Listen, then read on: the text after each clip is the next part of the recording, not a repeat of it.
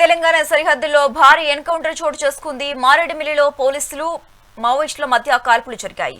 ఈ ఘటనలో 6 మావోయిస్టులు మృతి చెందినట్లుగా తెలుస్తోంది. మావోయిస్టుల కదలికలపై సమాచారం అందడంతో ఆ ప్రాంతంలో భద్రతా బలగాలు కూంబింగ్ చేపట్టాయి.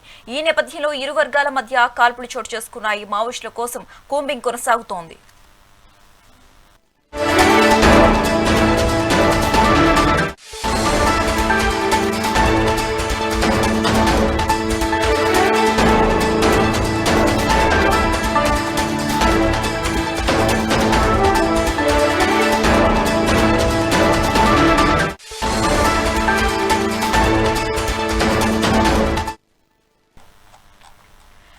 ఏపీ తెలంగాణ సరిహద్దుల్లో భారీ ఎన్కౌంటర్ చోటు చేసుకుంది. మారేడుమిల్లిలో పోలీసులు మావోయిస్టుల మధ్య కాల్పులు జరిగాయి. ఈ ఘటనలో 6 మావోయిస్టులు మృతి చెందినట్లుగా తెలుస్తోంది. మావోయిస్టుల కదలికలపై సమాచారం అందడంతో ఆ ప్రాంతంలో భద్రతా బలగాలు కూంబింగ్ చేపట్టాయి. ఈ నేపథ్యంలో ఇరు వర్గాల మధ్య కాల్పులు చోటు చేసుకున్నాయి. మావోయిస్టుల కోసం కూంబింగ్ కొనసాగుతోంది.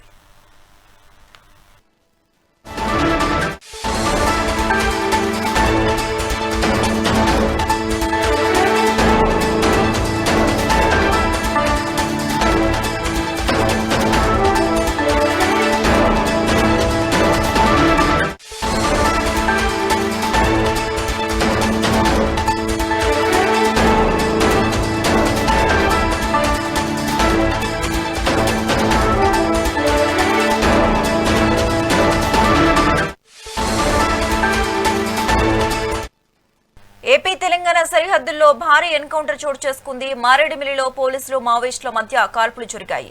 ఈ ఘటనలో 6 మావోయిస్టులు మృతి చెందినట్లుగా తెలుస్తోంది. మావోయిస్టుల కదలికలపై సమాచారం అందడంతో ఆ ప్రాంతంలో భద్రతా బలగాలు కూంబింగ్ చేపట్టాయి.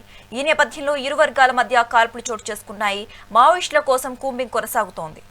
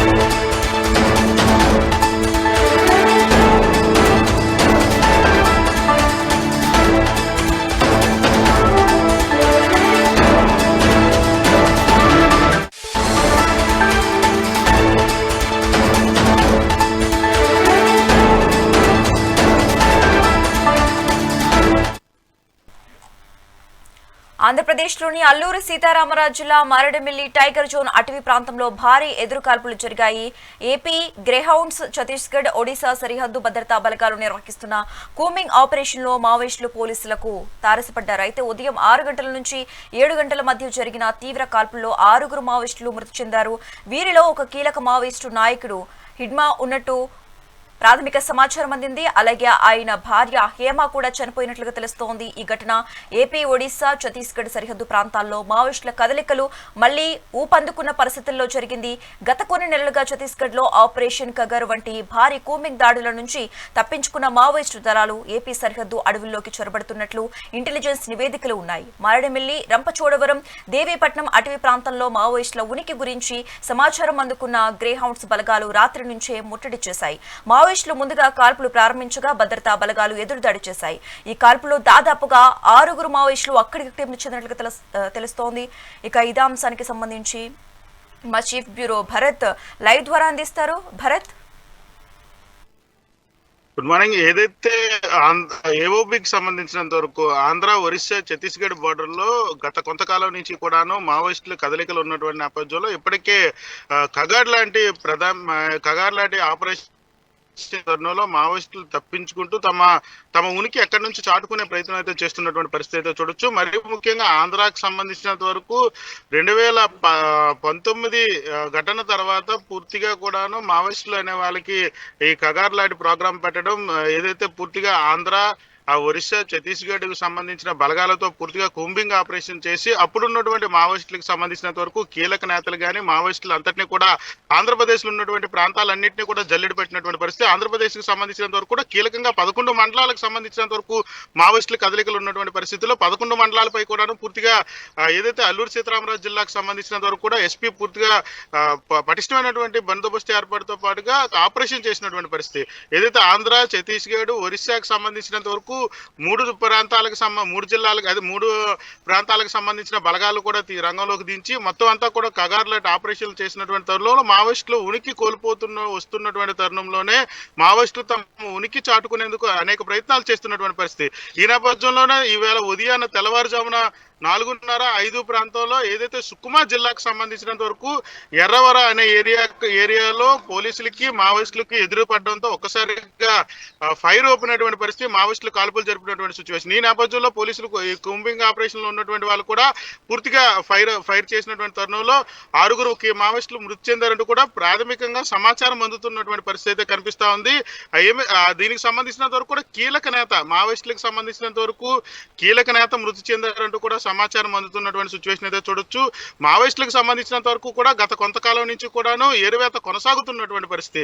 మరి ముఖ్యంగా ఆంధ్రప్రదేశ్ కు సంబంధించినంత వరకు కూడా ఇటు పార్వతీపురం, మన్యం, అల్లూరు సీతారామరాజు జిల్లా అదే ఈ ప్రాంతాల్లోనే మావోయిస్టుల కదలికలు అధికంగా ఉన్నటువంటి సిచ్యువేషన్ అయితే చూడొచ్చు. రంపచోడవరం లాంటి ప్రాంతాల్లో కూడా పూర్తిగా 11 మండలాలకు సంబంధించినంత వరకు కూడాను పూర్తిగా కూడాను జల్లెడ పెట్టేటటువంటి పరిస్థితి. గత ఘటనలకు ఆధారంగా చేసుకుంటూ ప్రభుత్వాలు పూర్తిగా ఉక్కుపాదం మోపేందుకు మావోయిస్టులకు ఏరువేతకు సంబంధించినంత వరకు కూడా గత కొంతకాలంగా కూడాను 3 రాష్ట్రాలకు సంబంధించినంత వరకు బలగాలు రంగంలోకి దించి ముగ్గురు కూడా ఆపరేషన్ చేస్తున్నటువంటి పరిస్థితి చూడొచ్చు. అటువైపు ఒరిస్సా కానీ, మరొక వైపు ఛత్తీస్గఢ్, ఆంధ్రప్రదేశ్ నుంచి 3 ప్రాంతాల నుంచి కూడాను 3 బలగాలు కూడా చుట్టుముట్టేటటువంటి పరిస్థితి ఉన్నటువంటి నేపథ్యం. ఈ నేపథ్యంలో మావోయిస్టులు కూడా అదే విధంగా తప్పించుకుంటున్నటువంటి పరిస్థితి. ఎప్పటికప్పుడు తమ స్థావరాలను మార్చుకుంటూ వెళ్ళిపోతున్నటువంటి తరుణం అయితే చూడొచ్చు. అయితే గత కొంతకాలం నుంచి కూడాను తమ ఉనికి కోల్పోతూ వస్తున్నటువంటి తరుణంలో మావోయిస్టులకి ఏరువేత సాగినటువంటి తరుణంలో మావోయిస్టులకు సంబంధించిన కీలక నేతలు కొంతమంది లొంగిపోయినటువంటి పరిస్థితి, మరి కొంతమంది అనారోగ్యరీత్యా మృతి చెందినటువంటి సిచ్యువేషన్, మరి కొంతమంది కాల్పుల్లో మృతి చెందేటటువంటి పరిస్థితి. అయితే కీలకమైనటువంటి నేతలు ఎవరైతే హిడ్మా కానీ ఇటువంటి కీలక నేతలు ఎవరైతే ఉన్నారో హిడ్మా భార్యకి సంబంధించి కానీ, మరొక వైపు ఏదైతే అల్లూరు సీతారామరాజు జిల్లాకు సంబంధించినంత వరకు ఎమ్మెల్యే సివేర్ సోమాకు సంబంధించినంత వరకు కూడా ఘటనకు సంబంధించి ఏదైతే హత్య ఘటనకు సంబంధించినంత వరకు కీలకంగా ఉన్నటువంటి మావోయిస్టుల నేతలు ఎవరైతే ఉన్నారో వాళ్ళని కూడా పట్టుకునేటటువంటి ప్రయత్నం జరిగినటువంటి తరుణం. కానీ ఎప్పటికప్పుడు తమ ఉనికిని మార్చుకునేటటువంటి తరుణంలో 3 ప్రాంతాలకు సంబంధించినంత వరకు కూడా 3 రాష్ట్రాల బలగాలు కూడా పూర్తిగా జల్లెడ పెట్టినటువంటి పరిస్థితి.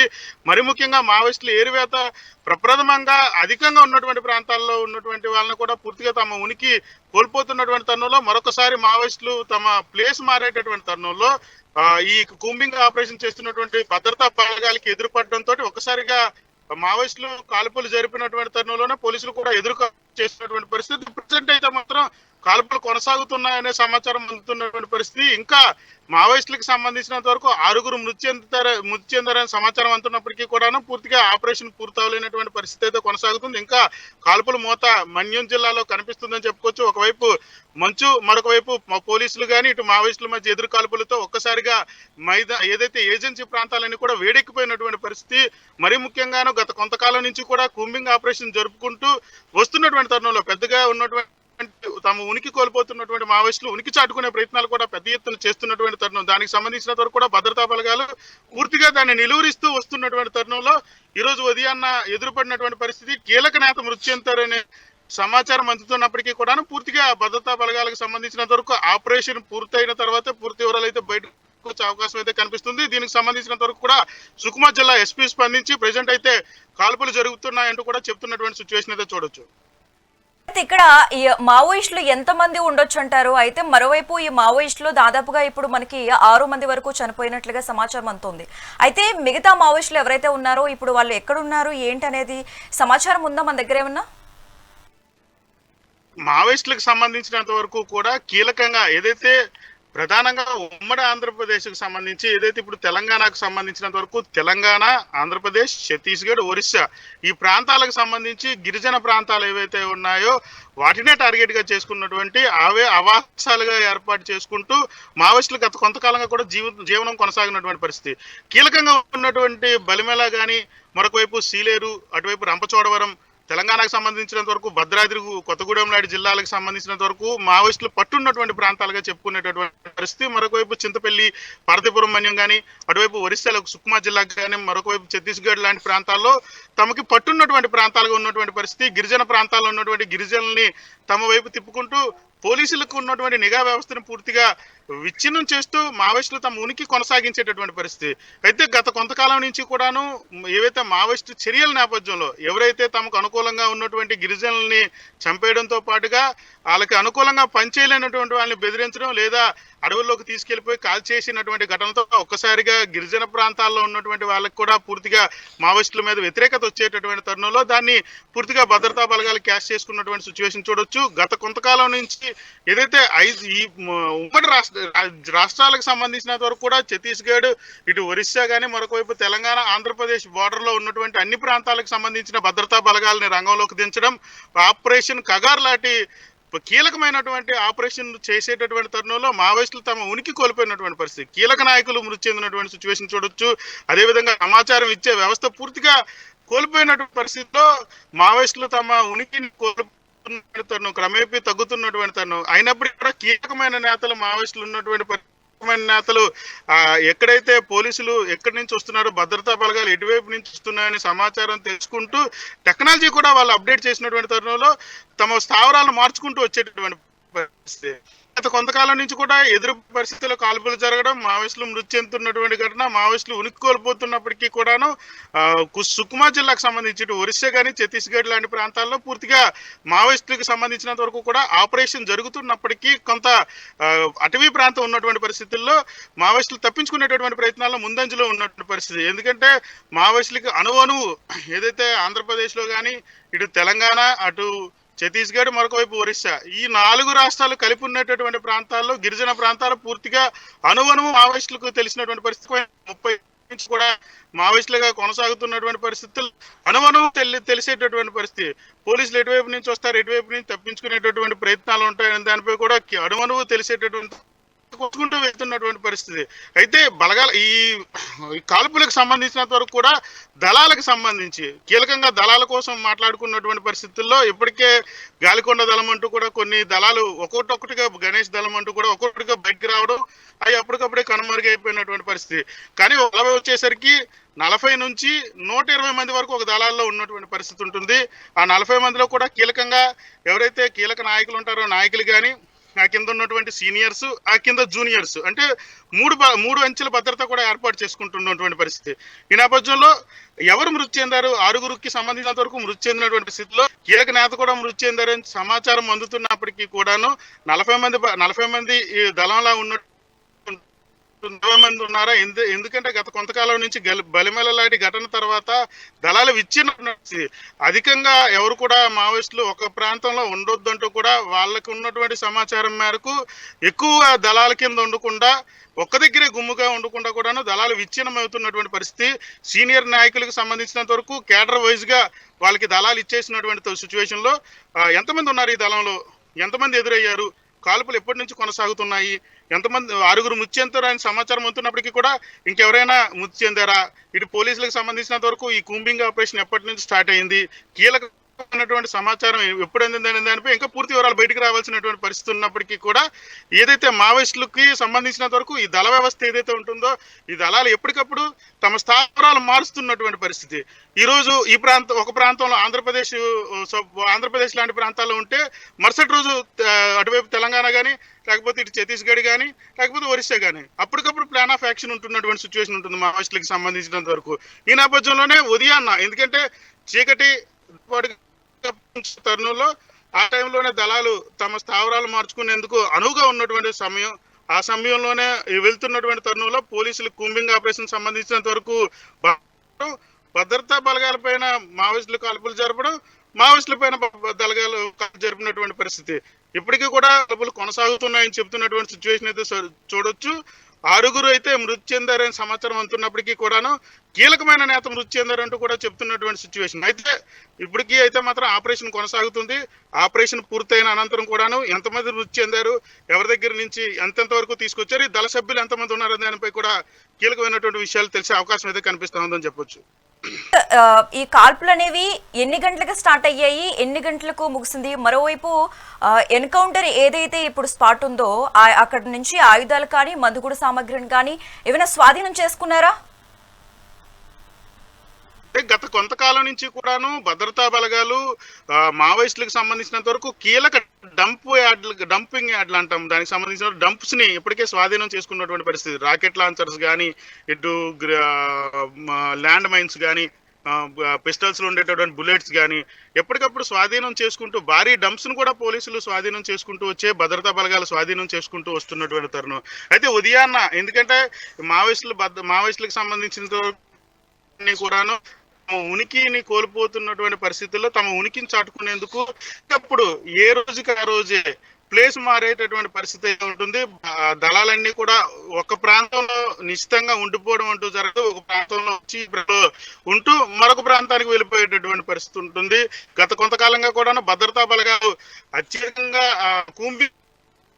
అదే విధంగా కూడా తమ ప్లేస్ ని ఎప్పటికప్పుడు మారుస్తూ వస్తున్నటువంటి తరుణం. తెల్లవారుజామున 2:30, 3:30 ప్రాంతం అంతా కూడాను తమ ప్లేస్ మారేటటువంటి పరిస్థితి ఉంటుంది. ఎందుకంటే కారు చీకటి, దాంతో పాటుగా సమయం సంబంధించినంత వరకు ఎందుకంటే గత వారం రోజుల వ్యవధి నుంచి కూడాను తీవ్రమైనటువంటి పొగమంచు, దాంతో పాటుగా చలి తీవ్రత పెరిగిపోయినటువంటి పరిస్థితి. పొగమంచు ఏజెన్సీకి సంబంధించినంత వరకు కూడా 7 డిగ్రీలు 8 డిగ్రీలు నమోదవుతున్నటువంటి పరిస్థితుల్లో మనిషికి మనిషే కనిపించలేనటువంటి పొగమంచు ఆ ప్రాంతంలో ఉండేటటువంటి పరిస్థితి ఉంటుంది.